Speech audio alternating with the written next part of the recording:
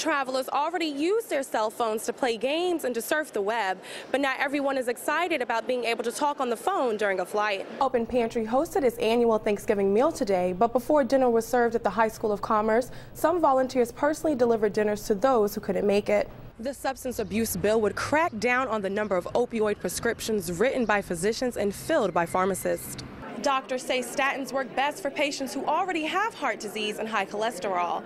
They also recommend the drug for adults ages 40 to 75. But seniors here at the Agawam Senior Center say they're already doing their part to lower their risk of heart attack and stroke. Currently, nearly 60,000 residents have already lost their unemployment benefits. And if the program is not extended, tens of thousands of more will be added next year. Live in West Springfield, Georgiaree Godfrey, 22 News. Stephen Charlton is a disabled single father of 4. His daughter Teresa was born with a neurological disorder that caused her to have multiple seizures a day.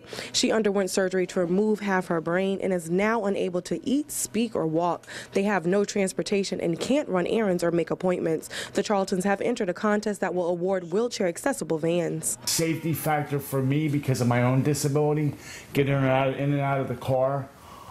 This way I have the vehicle, I'll just be able to push her right into the wheelchair, into the vehicle.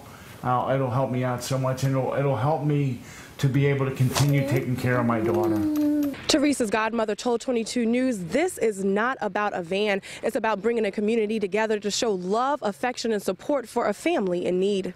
The story has turned into something so much larger than just a mobility van that is desperately needed for this family, but it has turned into a story of complete and total unconditional love, compassion, and hope. Teresa Charlton is the #1 contestant in Massachusetts and #2 in New England. There is an extremely bad problem with heroin. It has affected my family. I no longer can talk to my sister, my brother. I don't have any family left around here. Tara Ann Richard is one of many people directly affected by heroin addiction.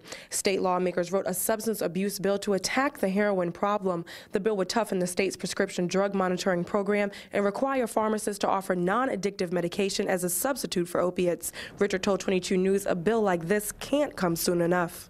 It's killing people. It's taking over their lives. I've seen people losing their children over it and not even caring because it changes who you are. It takes only 2 to 3 weeks to become dependent on painkillers, so it's important to use the medication as prescribed and to wean yourself off of it if you see your condition improve. Government restrictions actually help prescribers get better at what they do. That some of this problem falls at our feet as prescribers. We have likely overprescribed opiates for too long a period of time. The bill also requires the chief medical examiner to file a report with federal drug regulators when someone dies from a drug overdose.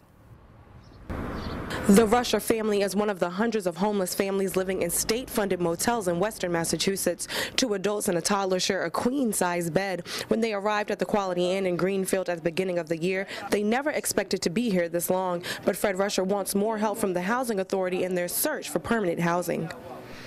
I don't think that they're providing the help that we should be receiving. It's basically we have to do all the footwork ourselves. My wife's not from this area, so she doesn't know the area, so she doesn't know where to go around here. That footwork is contacting landlords who work with the home-based shelter program, but finding those landlords is a tough task for the Franklin County Housing Authority also.